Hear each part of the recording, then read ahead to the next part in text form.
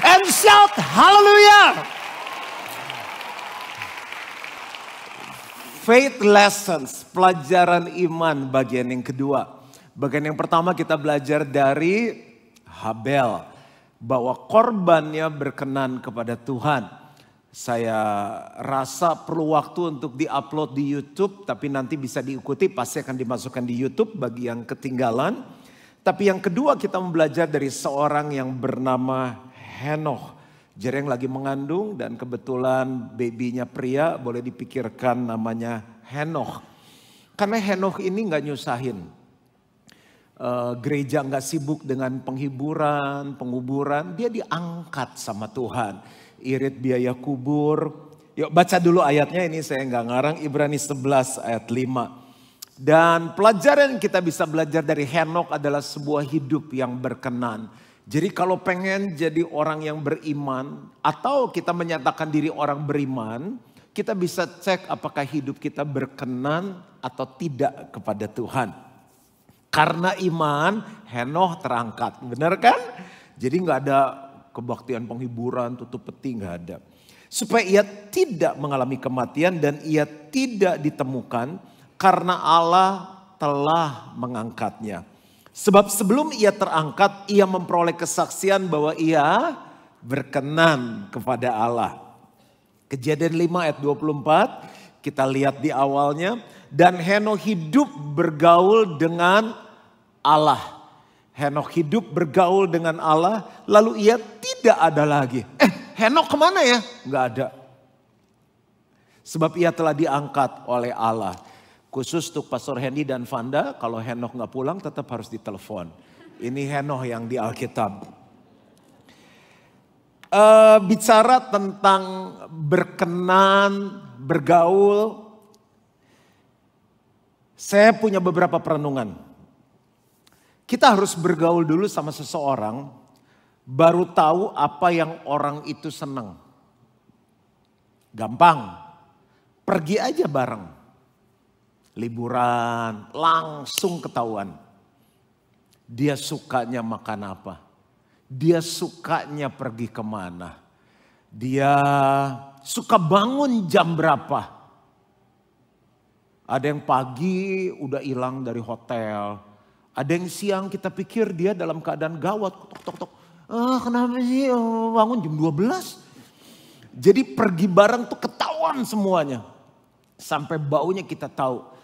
Kenapa hari pertama seger, hari ketiga bau. Ya gue kalau lagi dingin gini seminggu sekali mandinya gitu. Kita tahu semuanya kalau pergi. Apalagi kalau tidur bareng, ngoroknya kita tahu. Makanya ada banyak orang hidupnya gak berkenan sama Tuhan. Karena dia gak bergaul sama Tuhan. Oh gitu, Tuhan pengen aku gitu. Ya iyalah udah ditulis begini. Dia cuma bergaul sama Tuhan seminggu sekali. Kalau gak telat, ini ada hubungan sama sosialisasi penyembahan. Itu pemikiran yang pertama. Kita bergaul dulu baru tahu apa yang orang itu senang. Yang kedua yang saya timbul di hati saya.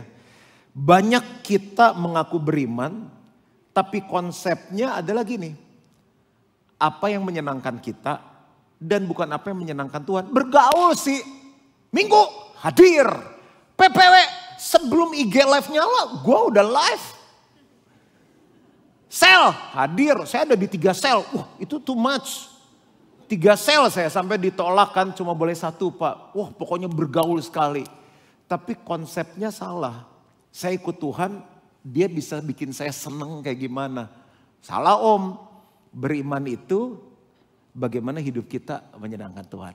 Itu kedua. Pemikiran ketiga. Kita bergaul dengan seseorang. Makanya kita lihat kan di gereja ada yang perginya sama dia aja nempel udah kayak perangko. Kita bergaul dengan seseorang karena kita percaya kita bisa nyenengin dia. Ada yang over pede juga. Sampai paling teman-teman jadi gini, dia ikut. Kenapa dia bisa ikut gitu. Kita berpikir kita bisa nyenengin dia. Yang kedua dia bisa senengin kita. Dan yang ketiga kita bisa sama-sama seneng. Kan itu pergaulan kan. Nah sekarang nih kita bergaul sama Tuhan gak sih? GBI Gilgal. Kita kira-kira nyenengin Tuhan gak? Apa kita terlalu pede?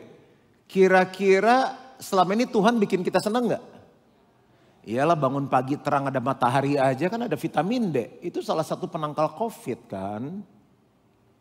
Terus apakah kita sama Tuhan sama-sama senang nggak?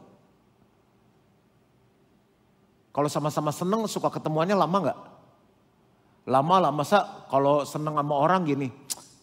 Udah gue cabut dulu udah 3 menit nih. Loh kok senang 3 menit mau cabut sih? Bapak Ibu kalau doa berapa menit? Ya doa makan semenit, mau pergi semenit. Doa tidur daripada tidur gak bangun kan mending kita ketemu Tuhan dulu semenit. 5 menit. Nah coba direnungkan tuh. Konsep bergaul dan konsep menyenangkan Tuhan. Nah saya coba ringkasin gini ya. Ini ringkasan ya. Jadi sebetulnya iman tuh seperti gini. Iman kita bergaul dulu nih sama Tuhan. Boleh jadi kita anak gaul, belum tentu kita bergaul sama Tuhan. Habis bergaul sama Tuhan kita tahu apa yang menyenangkan Tuhan. Berarti kita tahu juga apa yang Tuhan gak seneng kan. Itu kalimat tanya tuh. Berarti kita tahu apa yang buat Tuhan gak seneng kan. Nah itu dong. Nah dari situlah kita bisa memilih berkenan atau tidak. Simple hidup beriman itu. Nah sekarang langsung aja masuk ke inti khotbah. Bagaimana sih hidup yang berkenan kepada Allah? 3 aja. Hidup yang berkenan kepada Allah tuh gimana sih? Yang pertama, hidup dalam roh. Hidup dalam roh. Tapi kita masih di dunia. Iya, hidup dalam roh. Roma 8 ayat 8. Mereka yang hidup dalam daging tidak mungkin berkenan kepada Allah. Berarti kalau mau berkenan kepada Allah harus gimana? Hidup dalam roh. Gambar dulu ya. Berarti ini Allah. Alkitab bilang Allah itu apa? Roh. Makanya kita nggak bisa lihat dia, tapi kita bisa rasakan dia, kita bisa ngalami dia, dan dimanapun di seluruh dunia, nggak perlu pakai pesawat. Tuhan yang sama ada di Amerika, Tuhan yang sama ada di Solo, dia ada di Bali. Jadi bapak-bapak jangan pikir sekarang belum bisa bisnis trip ke China. Kita bisnis trip kemanapun tanpa istri kita cuma sendirian dan kita pikir Tuhan gak ada di sana. Allah itu roh dan mata Tuhan ada di segala tempat. Semangat sekali amin ya. Allah adalah roh. Nah bagaimana dengan manusia? Manusia terdiri dari apa aja? Jangan bosan ya, roh, jiwa, tubuh. Tubuh terdiri dari apa aja? Yang kenceng dong. Pikiran, perasaan, kehendak. Jadi Alkitab bilang kalau mau berkenan kita harus hidup dalam roh. Kenapa? Karena Allah adalah roh. Cocok. Gimana bisa berteman kalau nggak cocok? Saya suka makan, yang nempel sama saya pasti suka makan. Kalau saya suka makan terus dia nggak suka makan. Makan lagi ya? Ya capek dong kita sama dia. Saya kan kalau ke restoran tanya apa aja yang enak. Nah udah pesen. Kalau dia kok banyak banget tiap kali gua protes. Kok makan lagi? Kok pesen lagi? Ya capek lah main sama dia. Puji Tuhan di Gilgal semua teman saya suka makan. Tuh, yang gak penting ditepukin tangan. Udah lah gak apa-apa ikut tepuk tangan aja. Roma 8 ayat 5 lanjut. Sebab mereka yang hidup menurut daging memikirkan hal-hal yang dari daging. Jadi orang yang kedagingan di tubuh nih yang suka melakukan perbuatan daging. Asalnya itu dari pikiran. Karena dia mikirin daging, dia buat yang namanya apa? Daging. Ini tubuh ini daging. Ya. Sebab mereka yang hidup menurut daging memikirkan hal-hal yang dari daging. Mereka yang hidup menurut roh, kalau ada orang yang rohani, pasti karena pikirannya rohani. Makanya dia lakukan yang rohani. Mereka yang hidup menurut roh memikirkan hal-hal yang dari roh. Galatia 5 ayat 19 sampai 21. Mau tahu nggak perbuatan daging seperti apa yang buat Tuhan nggak berkenan? Perbuatan daging telah nyata ayat 19 dan 21. Yaitu percabulan. Orang bisa cabul lahirnya dari mana? Pikiran. Dia mikir cabul jadi cabul. Masih lagi mikirin Gilgal Center 2 gimana bisa kebangun terus berzina. Kan nggak cocok, nggak match. Pasti ayo dia mikirin apa. Kecemaran, hawa nafsu, penyembahan berhala, sihir, perseteruan, perselisihan, iri hati, amarah, kepentingan diri sendiri, percideraan, roh pemecah, kedengkian, kemabukan. Orang kalau mabuk tuh mikirnya apa sih? Ada yang X, pemabuk. Karena saya nggak pernah mabok, jadi orang mabok tuh mikirnya apa sih? Mungkin udah di plan kali ya. Wah, abis ini kita, wah drinking, chilling bro. Lalu pesta pora, ada orang suka banget pesta. Dan sebagai terhadap semuanya itu kuperingatkan kamu seperti yang telah kubuat dahulu. Bahwa barang siapa melakukan hal-hal demikian tidak akan mendapat bagian dalam kerajaan Allah. Dapat bagian dalam kerajaan Allah aja gak bisa, gimana mau berkenan kepada Allah. Dan kita menyebut kita orang beriman. Tapi sebaliknya, Galatia 5 ayat 22-23. Makanya Tuhan bilang gini, kalau mau berkenan hiduplah oleh roh. Orang yang hidup oleh roh itu bisa terjadi karena dia mikirin hal-hal yang rohani. Ini yang dihasilkan. Tetapi buah roh ialah kasih, sukacita, damai sejahtera, kesabaran, kemurahan, kebaikan, kesetiaan, kelemah lembutan, penguasaan diri. Tidak ada hukum yang menentang hal-hal itu. Kalau hukum aja gak menentang, istri suka gak? Suka banget punya suami kayak gini. Makanya kenapa sepanjang tahun kita bahas tentang iman. Supaya waktu kita beriman, kita tahu konsep yang benar. Oh, iman tuh menyenangkan Tuhan. Kalau Tuhan aja seneng, apalagi istri kita, apalagi suami kita, apalagi orang tua kita. Gitu aja konsepnya. Nah sekarang, bagaimana sih hidup dalam roh? Kan berkenan kepada Tuhan itu nomor satu hidup dalam roh. Hidup dalam roh gimana? Yang pertama rohnya mesti hidup dulu. Makanya dia mesti lahir baru. Makanya kenapa gereja bikin new life. Karena new life itu kita ngajarin bukan hanya dasar-dasar. Tapi juga membawa kita mengalami Tuhan secara pribadi. Banyak banget orang lahir baru di new life. Nah waktu lahir baru rohnya hidup. Kalau rohnya hidup baru bisa connect. Walaupun dia beragama tapi rohnya mati, mana bisa berkenan kepada Allah.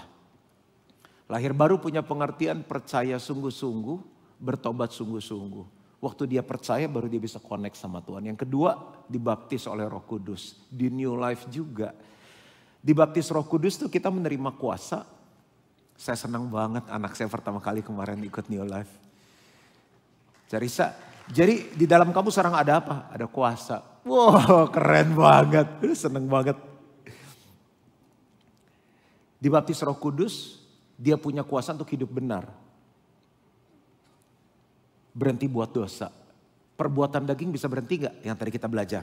Bisa kalau kita dipenuhi Roh Kudus. Gak ada cara lain. Yang ketiga adalah firman.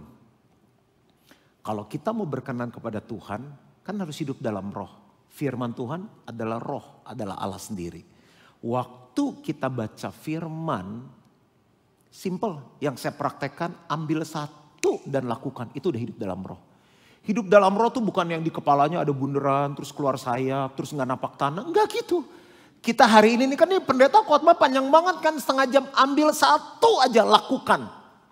Misalnya Senin sampai Sabtu masih baca Alkitab deh. Malas banget baca Alkitab. Yang minggu ini dihidupin seminggu. Hidup dalam roh udah. Itu udah berkenan. Udah hidup dalam iman. Apalagi setiap hari baca Alkitab. Setiap hari praktekin satu. Contoh. Kita baca Alkitab ada ayat bilang gini. Hendaklah kamu berbuat baik. Karena dengan perbuatan baik itulah orang akan datang kepada Bapamu di surga dan memuliakan dia. Ada kan ayatnya bilang gitu? Selama ini kan kita gak mikir kan. Yang penting hari ini gue kerja, gimana gue sukses. Selama ini, hari ini saya sekolah, gimana caranya saya bisa sekolah, nilainya bagus, paling gak dapat pacar juga. Kan gitu. Coba pikirin sekarang mau hidup dalam roh. Kan itu kan semua semua daging, untukku. Nggak ada yang salah. Tapi kalau mau beriman naik level dong. Hari ini perbuatan baik apa yang saya lakukan? Misalnya pas ke kantin. Sekolah sekarang masih ada kantin gak sih? Oke. Kita biasa beli mie ayam 1. Kalian deh temennya. Bro, gue beliin lu nih 1. Kesambat apa lu? Enggak. Hidup dalam roh gitu. Gak usah jawab hidup dalam roh. Agak geli juga jawabnya. Kita liburan nih anak sekolah. Ya enggak? Ke Bali. Bali yang terkenal apa? Nasi babi misalnya. Bisa bawa pulang lu sekarang. Enggak, saya cuma info aja. Siapa tahu ada yang mau ke Bali kan. Biasa belikan 5 nih buat Senin sampai Jumat. Gue lagi ngedem banget. Kenapa gak beli 6? Kasih tetangga. Ya mungkin belum percaya Tuhan. Kenapa sih? Saya salah ngomong apa? Iya dong. Hah? Ya kasihlah. Paling enggak, atau buat baik bisa lah sama yang kenal. Kasih gembala misalnya. Ini koordinator kebaktian ini siapa sih? Nah itu yang tugas-tugas di belakang. Misal di depan kan parkir ada Starbucks tuh. Beli karamel macchiato 6 kasih. Ini buat ngopi biar gak ngantuk sampai. Dia ngantuk salah pencet, kehapus lu rekaman di YouTube. Itu perbuatan baik. Itu udah hidup dalam roh. Enggak yang ngeri-ngeri, yang mistis. Enggak, itu hidup dalam roh. Contoh lagi. Hendaklah kamu mengampuni orang yang bersalah kepada kamu. Ada yang nyakitin kita enggak? Kita begitu disakitin, sialan. Jangan. Disakitin, Tuhan aku berkati dia. Itu udah hidup dalam roh. Tadi saya siapin 17, tapi karena 2, udah tepuk tangan, udah selesai. Ngerti berarti. Atau satu lagi deh. Pernah baca ayat doakan pemimpin-pemimpin yang ditaruh di atasmu? Setiap hari doain apa? Pernah doain presiden kita? Doain gubernur kita? Doain ketua sel kita? Gue benci banget sama dia. Doain gembala kita? Gue baru mikir mau pindah gereja. Itu ngedoain orang-orang itu aja udah hidup dalam roh. Berkenan gak? Berkenan. Itu iman. Udah gitu aja. Yang kedua. Jadi yang pertama apa? Hidup dalam roh. Yang kedua. Memperbaharui pikiran. Cangkok atau operasi? Enggak gitu. Roma 12 ayat 1 sampai 2. Memperbaharui pikiran. Karena itu saudara-saudara, demi kemurahan Allah aku menasihatkan kamu supaya kamu mempersembahkan tubuhmu sebagai persembahan yang hidup, yang kudus dan yang berkenan kepada Allah. Itu adalah ibadahmu yang sejati. Berarti kalau ada yang sejati, ada yang palsu enggak? Ada, KW. Tulis dulu, ibadah sejati. Caranya gimana tuh katanya ibadah sejati? Mempersembahkan tubuh. Caranya adalah persembahkan tubuh. Saya tulis tuh bukan gaya, biar jelas. Mempersembahkan tubuh. Coba apa tuh bacaannya? Sebagai persembahan yang berkenan kan? Caranya gimana? Pernah mikir gak? Persembahkan tubuh, kita mati untuk Tuhan. Sebagai persembahan yang berkenan. Caranya ada di ayat yang kedua. Janganlah kamu menjadi serupa dengan dunia ini. Tetapi berubahlah oleh pembaruan budi. Budi bukan temannya Iwan. Budi itu pikiran. Jadi caranya adalah memperbaharui pikiran. Tulis ya. Nah dengan begini kan jadi jelas nih kalau baca ayat ini. Memperbaharui pikiran. Berarti ada banyak orang ibadahnya gak sejati. Imannya gak berkenan sama Tuhan. Karena dia ikut Tuhan dengan pikirannya. Karena kita bilang sejauh langit dari bumi, demikianlah tingginya pikiranmu, pikiranku. Langit sama bumi berapa kilo? Jauh lah. Orang sama yang deket suami istri aja, lu mikir tuh pakai otak. Berantem lu, tersinggung istrinya. Lu kalau gitu tuh otak jangan taruh di sini. Kalau udah main otak tuh orang tersinggung lu. Lu mikir dong, marah lu. Gua sekolah dulu waktu pacaran lebih pintar dari lu. Goblok gitu. Kalau udah main otak orang tersinggung aja. Goblok lu gitu. Jadi ibadah yang palsu karena pikirannya itu nggak dirubah. Gimana sih jauhnya langit dari bumi terus pengen ikut Tuhan dengan pikiran kita. Gimana bisa beriman?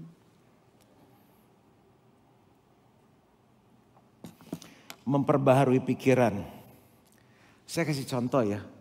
Menyelaraskan pikiran itu nggak gampang. Pernah lihat orang meeting berantem, gebrak meja. Cukup! Sakit loh. Marah tuh jangan pakai kekerasan, sakit tuh saya juga. Bubar! Bubar. Makanya bisnis bubar. Grup band bubar. Gereja bubar. Pertemanan bubar. Itu di pikiran. Band bubar bisa bikin band lagi. Enggak ada yang mau sama kita. Ngamen kita tuh dan kongko yang hari Kamis tuh. Bisa. Cerai. Kenapa? Pikirannya gak nyambung. Kawin lagi bisa? Bisa. Gak boleh tapi ya. Maksudnya bisa. Menurut firman gak boleh. Apalagi? Perusahaan bubar, jual aja sahamnya. Bikin perusahaan baru. Orang aku bisa kok. Bubar sama Tuhan, selesai kita. Jadi mendingan Tuhan nyocokin otaknya sama kita atau kita sama Tuhan? Ya kita lah sama Tuhan, otak kita segede bapau. Contoh, kenapa burung bisa terbang? Punya sayap om. Gimana cara bikin burung? Nggak bisa kan? Nah itu otak kita kecil. Gaya renang apa aja? Dada, gaya kodok kan? Gaya apa lagi? Lumba-lumba kan? Bisa nggak? Gampang. 2 gerakan aja kan? Habis itu pegel. Nah bisa bikin kodok sama lumba-lumba nggak? Saya mau kasih tahu jangan sombong, otak kita tuh cuma segini. Kita yang mesti nyocokin sama Tuhan gitu. Udah sepakat dulu nih ya, karena kalau nggak sepakat marah. Orang ke gereja suka nggak mau gara-gara apa? Enggak, belum siap. Kenapa suruh hidup kudus? Waktu dengar kudus, pikiran kita langsung apa? Tuhan jahat, Tuhan kejam, Tuhan gak fun, gak cool. Bener kan? Terlalu banyak verbodan, dilarang ini, dilarang itu. Ntar gue udah siap lah, kapan siapnya lo? Semakin hidup maju, semakin banyak punya uang, semakin bisa buat dosa. Sebetulnya yang di pikiran Tuhan, waktu dia suruh kita kudus, kuduslah kamu sebab aku kudus. Kuduslah kamu sebab tanpa kekudusan kamu gak bisa melihat Tuhan. Apa sih yang di pikiran Tuhan? Tuhan itu baik, Tuhan sayang sama kita. Karena saat kita kudus, nih yang benar ya, merubah pikiran. Hidup kita jadi ringan. Bapak Ibu mandi sehari berapa kali?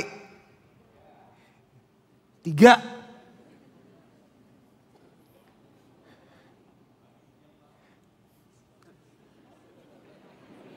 Ya nanti kita ngobrol lah ya. Mungkin dia kerjaannya perenang atau trainer. Tapi saya kok bisa 3 kali, aku aja yang dekat sama Tuhan cuma 2 kali. Nah, tapi kalah loh Pak. Saya keluar negeri, negara tertentu, takut ada yang tersinggung. Mereka bisa mandi seminggu sekali loh. Dia bilang kulit rusak, nah ya terserah lah alasannya apa. Kenapa mandi seminggu 2 kali? Kenapa mandi sehari 2 kali? Abis mandi enak gak? Kalau kita mandi 3 hari sekali, berarti bersih enak kan? Ganti spray berapa lama sekali? Oh saya 6 bulan Pak, licin, enak ada lumutnya. Handuk kalau buat mandi berapa lama gantinya? Oh kita side A side B Pak, jadi agak lama. Enggak, saya coba ngomong kenapa mandi sering sehari 2 kali, ringan rasanya. Ringan, seger. Hidup kudus tuh ringan. Banyak orang mukanya stres, berat. Mungkin perlu dibersihin banyak hal dalam hidupnya. Tuhan tuh pengen kita kudus karena kudus itu membuat kita tuh jadi yang terbaik. Kita mau jual rumah nih. Orang lebih tertarik beli rumah kita kalau keadaannya bersih atau banyak sampahnya. Baunya enak ya om ya. Ya ini alami sih dari biji mangga yang kita nggak pernah buang, biji duren, masak ikan, semua kotoran kita nggak pernah buang. Enak ya. Orang seneng masuk hotel, masuk rumah yang bersih karena itu ada dalam keadaan yang terbaik. Saya ngelihat orang-orang hidup kudus di bawah Tuhan naik dalam keadaan yang terbaik.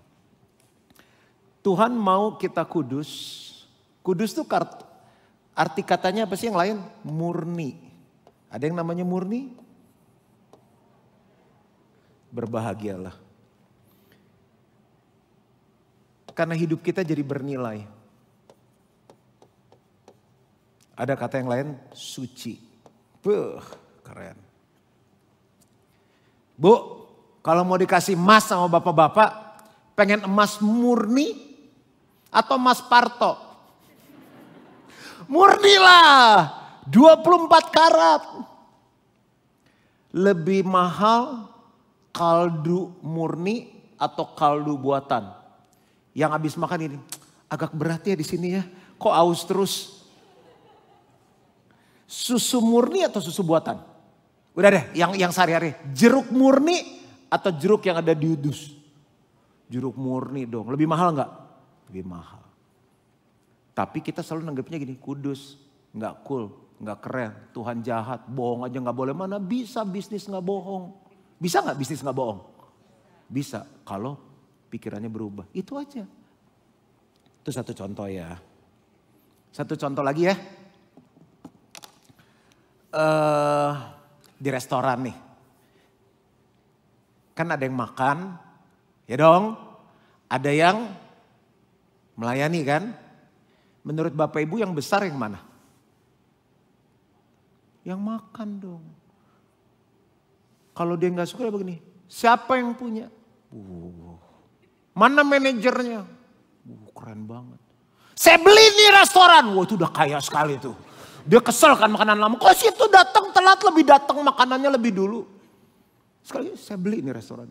Saya beli semua. Besar kan. Oh ya Pak maaf Pak. Tapi di mata Tuhan, pikiran Tuhan yang melayani yang lebih besar. Untuk kita nangkep itu kan gak ngerti kan. Kita kan pengennya hidup terus naik kan. Sekolah tinggi, sukses kayak supaya semakin kaya. Kita dapat servis yang bagus dilayani. Pijitin. Itu. Pegel. Di mata Tuhan yang besar itu yang melayani. Yang dikacung-kacungin, yang disuruh-suruh. Gitu. Mau beriman gak? Tetap beriman gak? Saya gak kuat kayaknya. Ya udah. Karena yang pencipta itu tahu manual yang benar. Hidup tuh mesti gini. Kita pengen balik, yang nyiptain kita suruh ngikutin pikiran kita kan aneh. Makanya kenapa Henokh tuh, gemes tuh Tuhan angkat deh gitu. Karena dia tahu apa yang Tuhan seneng. Yang ketiga, bagaimana sih hidup dalam roh tuh? Bagaimana hidup berkenan sama Tuhan? Yang pertama hidup dalam roh, yang kedua memperbaharui pikiran. Yang ketiga, mengetahui kehendak Tuhan. Kolose 1 ayat 9 sampai 10. Sejak waktu kami mendengarnya, kami tiada berhenti-henti berdoa untuk kamu. Kami meminta supaya kamu menerima segala hikmat dan pengertian yang benar. Untuk mengetahui kehendak Tuhan dengan sempurna. Kita sering bingung, aduh mau doa apa lagi, gak tahu doa. Banyak di Alkitab contoh-contoh doa. Doain anak-anakmu, doain hidupmu, doain pasanganmu, doain gembalamu. Tuhan aku berdoa untuk anak-anakku. Supaya mereka diberikan apa hikmat, pengertian yang benar. Mengetahui kehendak Tuhan dengan sempurna. Itu udah tambah satu doa.